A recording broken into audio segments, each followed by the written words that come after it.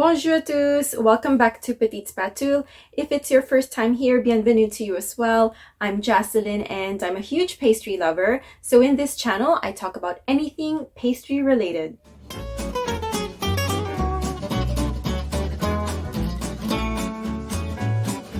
In this week's video, I am going to talk about 5 pastries that you would often see in a boulangerie or a patisserie, a boulangerie, a bake shop, and a patisserie, a pastry shop. Now, I'm not talking about the great pastry houses run by renowned pastry chefs here in France, but I'm talking about the ordinary pastry shops you would often see dotted around France. In the past, there is a clear distinction between a boulangerie and a patisserie. A boulangerie or a bake shop would sell bread items, and a patisserie, a pastry shop, would sell pastry items. But nowadays, there is a crossover between the two. So for example, if you go into a boulangerie, most often than not, you would be able to buy pastries in there as well. Now, I've decided to make this video because I remember when I moved here to France, I was so intimidated to go into a pastry shop because I was scared and very conscious that the vendors won't understand my French. So I decided to make this video to hopefully help you in some way to gain more confidence to pronounce these classic pastries that you would find in a boulangerie or a patisserie. So to help us in learning the pronunciation, I have pre-recorded my hubby saying these pastries so that we will be able to hear a French speaker pronouncing them. And as a disclaimer, I am basing the pronunciation on my hubby's accent. He is from the Paris area. So for example, if you go to other regions of France, their accent might be different, so the pronunciation of the pastries might be different as well. I've also added articles in all the pastries I will be mentioning today, simply because in French grammar, you should always have an article in front of each noun. So articles in English grammar would be a, an, or the. Anyway, shall we start? The first one is one of my favorite French pastries, and it's called un mille-feuille. Un mille-feuille. Un mille-feuille. a mille-feuille. So a mille-feuille literally means 1,000 sheets. So I'm guessing it's pertaining to the layers of puff pastry that you would be able to see in this pastry. And a traditional mille-feuille would have 3 layers of puff pastry, and then you will get a pastry cream in between each layer. And in the topmost layer, you will get a layer of a white fondant glaze or a white icing, striped with a distinct design pattern of chocolate icing. And next one, we are moving on to un éclair. Un éclair. Un éclair. un éclair. So I've posted about the eclairs of l'éclair de génie before, and I told you that there are a variety of eclair flavors in the boutique of l'éclair de génie, but on your average pastry shops, the flavors that you would probably see are either chocolate or coffee, and sometimes vanilla or caramel as well. So to give you a brief description of what an eclair is, it's a pastry that uses the pâte à choux or a choux pastry piped in an elongated oblong shape that is filled with pastry cream, and then on top you get a nice icing glaze as well. So a chocolate eclair would be un éclair au chocolat. Un éclair au chocolat. Un éclair au chocolat. un éclair au chocolat, and a coffee eclair would be un éclair au café.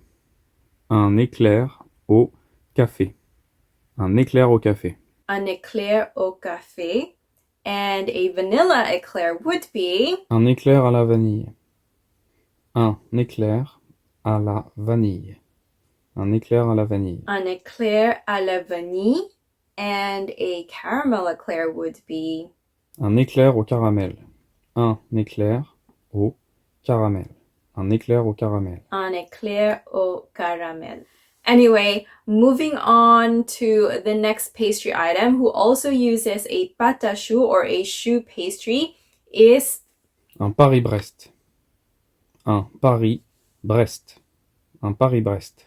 un Paris-Brest. So this pastry was made to commemorate a cycling race with a route from and to the city of Paris and the city of Brest. The circular shape of the choux is meant to represent a wheel of a bicycle. Sandwiched between the choux pastry is a praline-flavored mousseline cream. So a mousseline cream is basically butter whipped into pastry cream.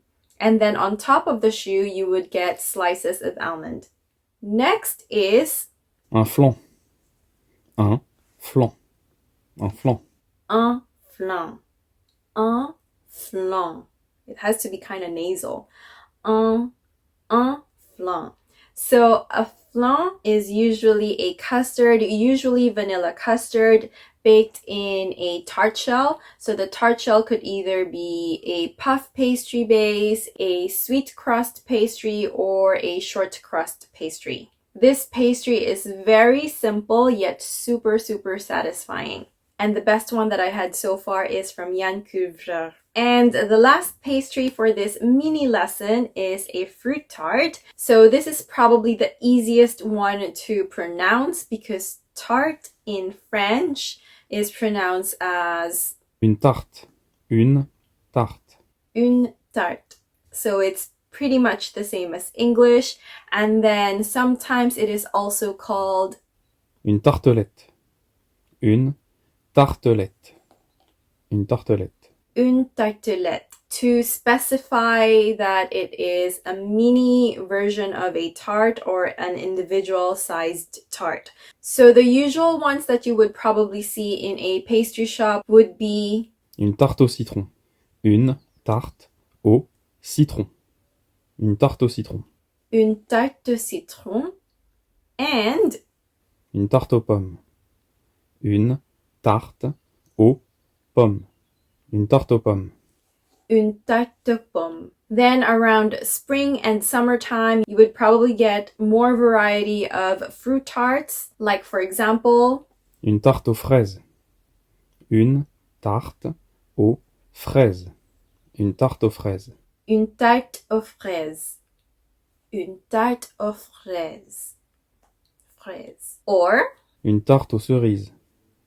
Une tarte aux cerises. Une tarte aux cerises. une tarte aux cerises. Une tarte aux cerises. Une tarte aux abricots. Une tarte aux abricots. Une tarte aux abricots. Une tarte aux abricots. Une tarte aux abricots. Une tarte aux pêches. Une tarte aux pêches. Une tarte aux pêches.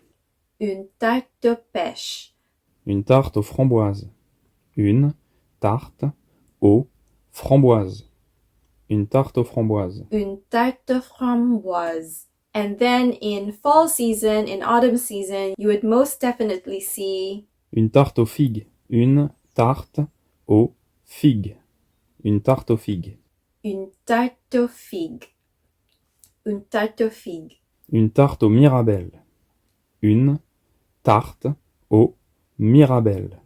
Une tarte aux mirabelles. Une tarte aux mirabelles. Une tarte aux pommes. Une tarte aux pommes.